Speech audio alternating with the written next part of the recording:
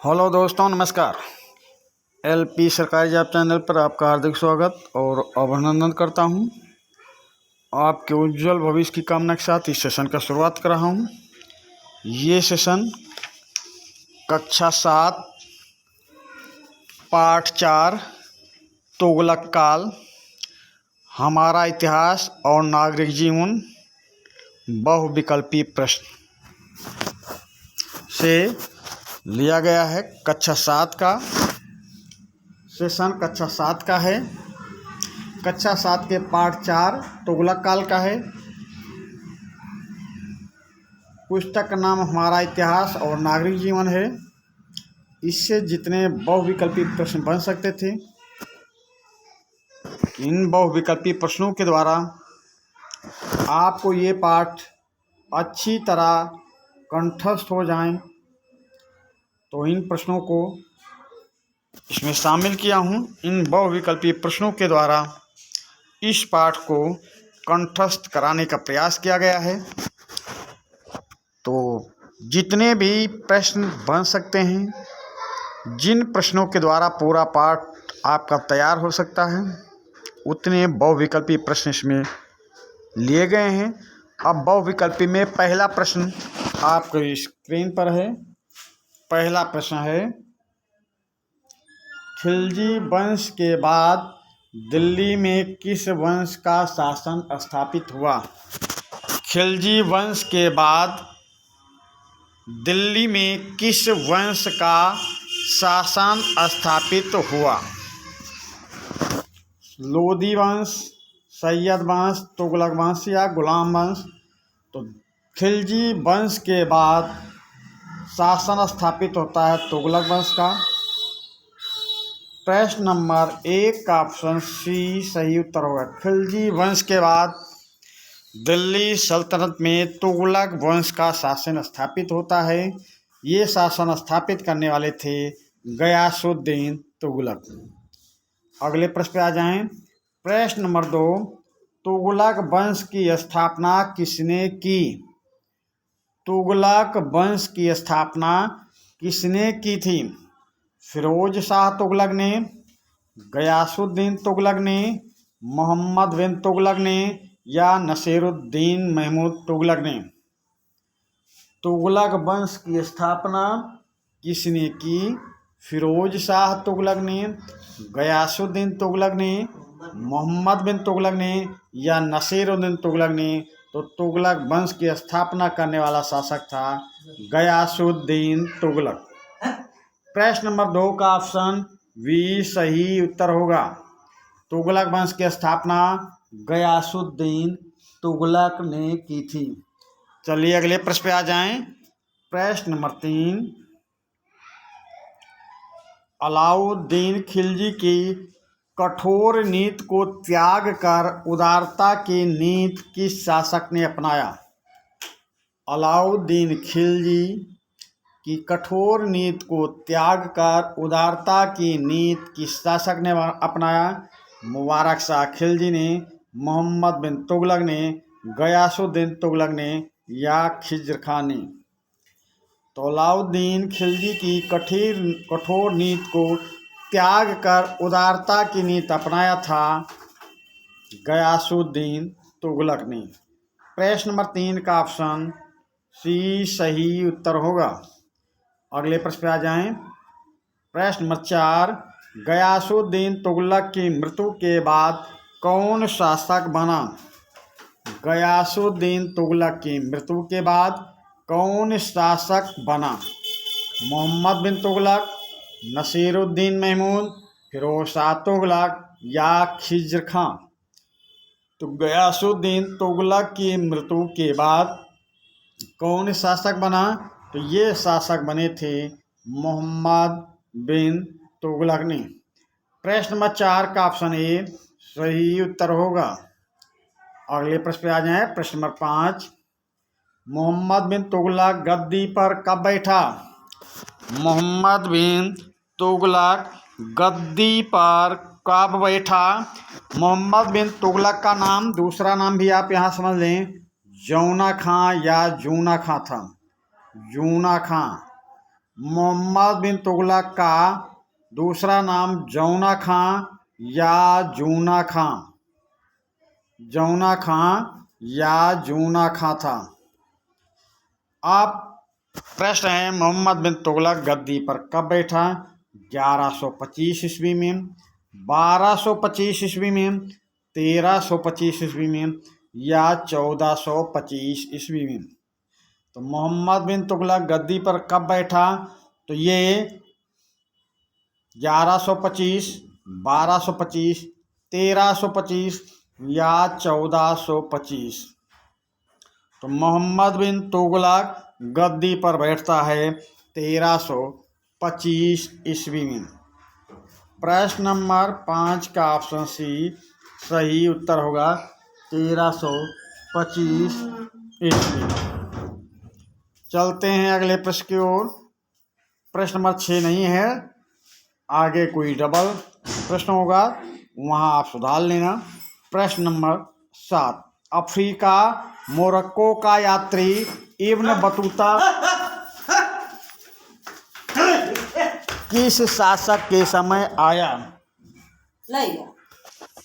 Africa Morocco का यात्री Ibn Battuta किस शासक के समय आया? गयासुद्दीन तुगलक के समय, मोहम्मद बिन तुगलक के समय, फिरोज शाह तुगलक के समय या नसीरुद्दीन मोहम्मद तुगलक के समय? अफ्रीका मोरक्को का यात्री इब्न बतूता किस शासक के समय भारत आया? गयासुद्दीन तुगलक के समय, मोहम्मद बिन तुगलक के समय, फिरोज शाह तुगलक के समय या नसीरुद्दीन मोहम्मद तुगलक के समय? तो अफ्रीकी यात्री इब्न बतूता आया था मोहम्मद बिन तुगलक के समय। प्रश्न नंबर 7 का ऑप्शन बी सही उत्तर होगा। अगले प्रश्न पे आ जाएं। प्रश्न नंबर 8, किस सल्तनत शासक ने दोआब में राजस्व कर वृद्धि की थी? किस सल्तनत शासक ने दोआब में राजस्व कर वृद्धि की थी? कुतुबुद्दीन ने, जलालुद्दीन खिलजी ने, मोहम्मद बिन तुगलक ने, बहलोल लोदी ने? प्रश्न नंबर 8, किस सल्तनत शासक ने दोआब में राजस्व कर वृद्धि की थी? तो दोआब में राजस्व कर वृद्धि किया था मोहम्मद बिन तुगलक ने। प्रश्न नंबर 8 का ऑप्शन सी सही उत्तर होगा। अगले प्रश्न पे आ जाएं। प्रश्न नंबर 9, दिल्ली से दौलताबाद राजधानी परिवर्तन की योजना किसने बनाई? दिल्ली से दौलताबाद राजधानी परिवर्तन की योजना किसने बनाई? अलाउद्दीन खिलजी ने, जलालुद्दीन खिलजी ने, फिरोज शाह तुगलक ने या मोहम्मद बिन तुगलक ने?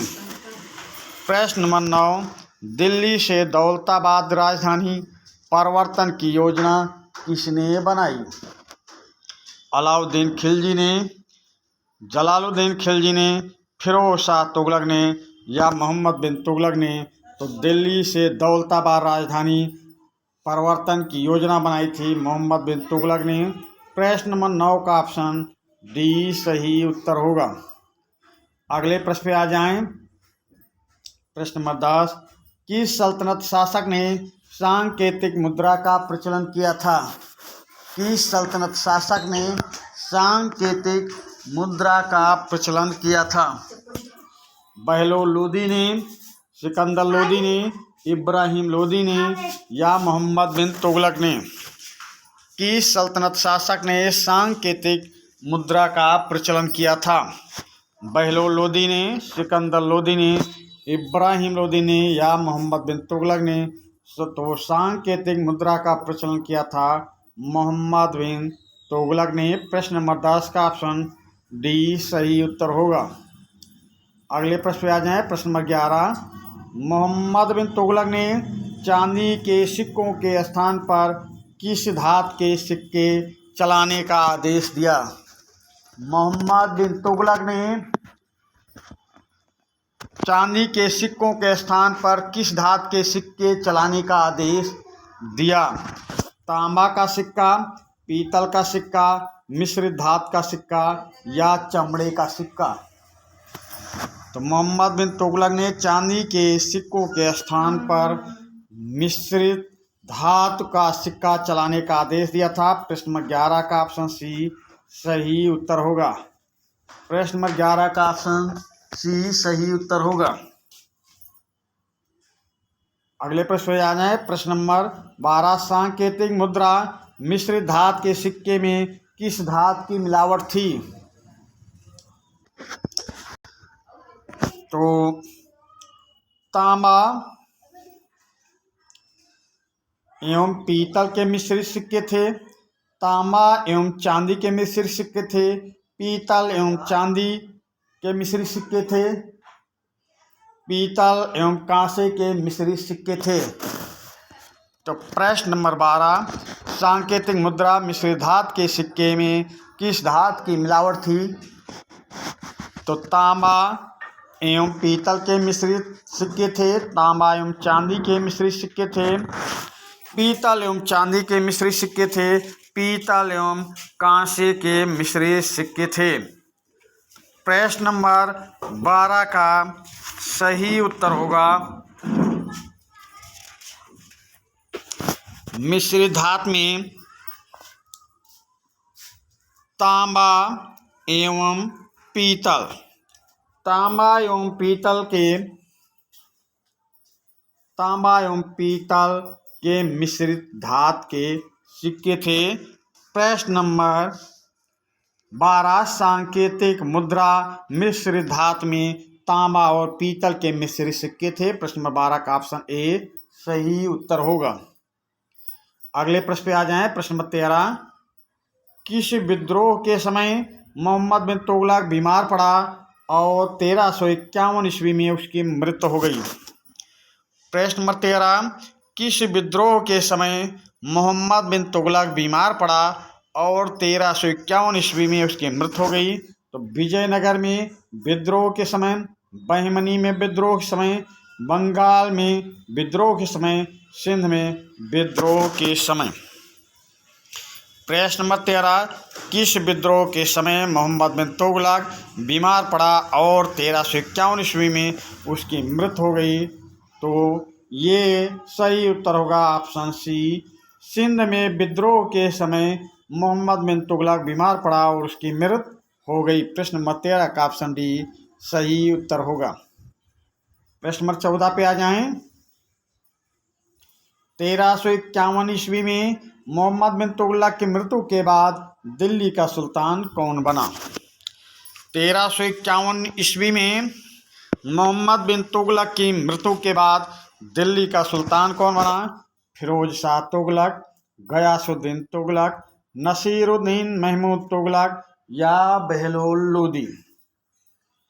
तो प्रश्न नंबर 14, 1351 ईस्वी में मोहम्मद बिन तुगलक की मृत्यु के बाद दिल्ली का सुल्तान बना था फिरोज शाह तुगलक। प्रश्न नंबर 14 का ऑप्शन ए सही उत्तर होगा। चलते हैं अगले प्रश्न में। प्रश्न नंबर 15, तुगलक वंश के किस शासक ने लोकहित में महत्वपूर्ण कार्य किया? तुगलक वंश के किस शासक ने लोकहित में महत्वपूर्ण कार्य किया? बहलोल लोदी ने, फिरोज शाह तुगलक ने, मोहम्मद बिन तुगलक ने या गयासुद्दीन तुगलक ने? प्रश्न नंबर 15, तुगलक वंश के किस शासक ने लोकहित में महत्वपूर्ण कार्य किया? बहलोल लोदी ने, फिरोज शाह तुगलक ने, मोहम्मद बिन तुगलक ने या गयासुद्दीन तुगलक ने? तो लोकहित का कार्य करने वाला तुगलक वंश का शासक फिरोज शाह तुगलक था। प्रश्न नंबर 15 का ऑप्शन भी सही उत्तर होगा। प्रश्न नंबर 16 पे आ जाएं। प्रश्न नंबर 16 पे आ जाएं भाई। अशोक स्तंभों के बारे में फिरोज तुगलक ने क्या काम करवाया? अशोक स्तंभों के बारे में फिरोज तुगलक ने क्या काम करवाया? ऑप्शन ए, टोपरा, जिला अंबाला हरियाणा से टोपरा वाला अभिलेख टोपरा जिला अम्बाला हरियाणा से दिल्ली मंगवाया। मेरठ जिले से दूसरा स्तंभ दिल्ली मंगवाया। एक स्तंभ को अपने राजमहल में लगवाया, दूसरे को फिरोजाबाद मस्जिद या फिरोज शाह कोटला दिल्ली के समीप लगवाया। या ऑप्शन ई एक और कर लें, उपर्युक्त सभी सही हैं। उपर्युक्त सभी सही हैं, ऑप्शन ई कर लेना। ऑप्शन ई उपर्युक्त सभी सही हैं। तो यहाँ हम आपको बता देते हैं, ऊपर लिखी चारों बातें सही हैं, तो आपका उत्तर होगा उपर्युक्त सभी सही हैं। प्रश्न नंबर 16 का ऑप्शन ई सही उत्तर होगा। प्रश्न नंबर 16 दो बार आ गया है, प्रश्न अलग है। फिरोज शाह कोटला में स्थित अशोक स्तंभ की ब्राह्मी लिपि को सर्वप्रथम किसने पढ़ा?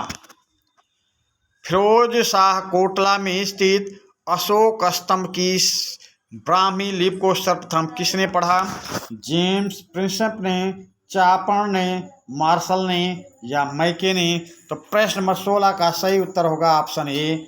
ये पढ़ने वाले थे 1837 में जेम्स प्रिंसेप ने। प्रश्न नंबर 16 का ऑप्शन ए सही उत्तर होगा। प्रश्न नंबर 17 देखें। फिरोज तुगलक की रचना का नाम? फतुहात ये फिरोज शाही, या फतुहात ये जहांगीरी, या फतुहात ये निजाम शाही, या फतुहात ये सल्तनत शाही? तो फिरोज शाह तुगलक की रचना का नाम आपको बताना है। तो फिरोज शाह तुगलक की रचना का नाम है ऑप्शन ए फतुहात ए फिरोज शाही। प्रश्न नंबर 17 का ऑप्शन ए सही उत्तर होगा। अगले प्रश्न पे आ जाएं। प्रश्न नंबर 17, मोहम्मद बिन तुगलक ने दिल्ली के स्थान पर द्वितीय राजधानी के रूप में किसे चुना? मोहम्मद बिन तुगलक ने दिल्ली के स्थान पर द्वितीय राजधानी के रूप में किसे चुना? लखनौती को चुना, देवगिरी को चुना, आगरा को चुना या उज्जैन को चुना? प्रश्न नंबर 17, तो मोहम्मद बिन तुगलक ने दिल्ली के स्थान पर द्वितीय राजधानी बनाया था देवगिरी को। प्रश्न नंबर किसे चुना था पर बन नहीं पाई थी भाई? ये देवगिरी को द्वितीय राजधानी के रूप में चुना था, पर इसमें वो सफल नहीं हुआ। चलिए अगले प्रश्न पे आते हैं। प्रश्न नंबर 19, मोहम्मद बिन तुगलक ने चांदी के स्थान पर किसके सिक्के चलाए? मोहम्मद बिन तुगलक ने चांदी के स्थान पर किसके सिक्के चलाए? सोने के, मिश्र धातु के, कागज़ के या चमड़े के? प्रश्न नंबर 19, मोहम्मद बिन तुगलक ने चांदी के स्थान पर किसके सिक्के चलाए थे? सोने के, मिश्र धातु के, कागज़ के या चमड़े के? तो मोहम्मद बिन तुगलक ने चांदी के स्थान पर मिश्र धातु के सिक्के चलाए थे। प्रश्न नंबर 19 का ऑप्शन बी सही उत्तर होगा। प्रश्न नंबर 20, फिरोजपुर नगर की स्थापना किसने की थी? फिरोजपुर नगर की स्थापना किसने की थी? गयासुद्दीन तुगलक ने, मोहम्मद बिन तुगलक ने, फिरोज शाह तुगलक ने या खिज्र खां ने? फिरोजपुर नगर की स्थापना किसने की थी? तो फिरोजपुर नगर की स्थापना करने वाला तुगलक शासक फिरोज शाह तुगलक था। यानी प्रश्न नंबर 20 का ऑप्शन सी सही उत्तर होगा। प्रश्न नंबर 1, ये तुम्हारे अभ्यास से लिया गया है, अभ्यास के प्रश्न हैं, तो निम्नलिखित प्रश्नों के उत्तर दीजिए। प्रश्न है तुगलक वंश की स्थापना किसने की? उत्तर है तुगलक वंश की स्थापना गयासुद्दीन तुगलक ने की थी। प्रश्न ए का है तुगलक वंश की स्थापना किसने की थी? तो तुगलक वंश की स्थापना गयासुद्दीन तुगलक ने की थी। प्रश्न दूसरा है गयासुद्दीन तुगलक की मृत्यु के बाद दिल्ली का सुल्तान कौन बना? तो गयासुद्दीन तुगलक की मृत्यु के बाद दिल्ली का सुल्तान मोहम्मद बिन तुगलक बना। गयासुद्दीन तुगलक की मृत्यु के बाद दिल्ली का सुल्तान गयासुद्दीन तुगलक बना था। गयासुद्दीन तुगलक की मृत्यु के बाद दिल्ली का सुल्तान मोहम्मद बिन तुगलक बना था। प्रश्न है गयासुद्दीन तुगलक की मृत्यु के बाद दिल्ली का सुल्तान कौन बना? तो उत्तर है गयासुद्दीन तुगलक की मृत्यु के बाद दिल्ली का सुल्तान मोहम्मद बिन तुगलक बना था। तो गयासुद्दीन तुगलक की मृत्यु के बाद दिल्ली का सुल्तान कौन बना? तो गयासुद्दीन तुगलक की मृत्यु के बाद दिल्ली का सुल्तान मोहम्मद बिन तुगलक बना। अगले प्रश्न पे आ जाइए। प्रश्न नंबर 3, मोहम्मद बिन तुगलक के शासनकाल के अंतिम काल में दक्षिण भारत में किन दो नए राज्यों की स्थापना हुई? मोहम्मद बिन तुगलक के शासनकाल के अंतिम काल में दक्षिण भारत में किन दो नए राज्यों का स्थापना हुई? तो मोहम्मद बिन तुगलक के शासनकाल के अंतिम काल में दक्षिण भारत में दो नए राज्य विजयनगर राज और बहमनी राज की स्थापना हुई। चलिए अगले प्रश्न पे आ जाएं। प्रश्न नंबर 4, मोहम्मद बिन तुगलक ने राजधानी परिवर्तन की योजना क्यों बनाई? मोहम्मद बिन तुगलक ने राजधानी परिवर्तन की योजना क्यों बनाई? क्योंकि मोहम्मद बिन तुगलक का साम्राज्य बहुत बड़ा होने के कारण राजधानी परिवर्तन करना चाहता था एवं दिल्ली की जनता राजमहल में गंदे पत्र फेंकते थे, इस कारण दिल्ली की जनता को दंड देना चाहता था।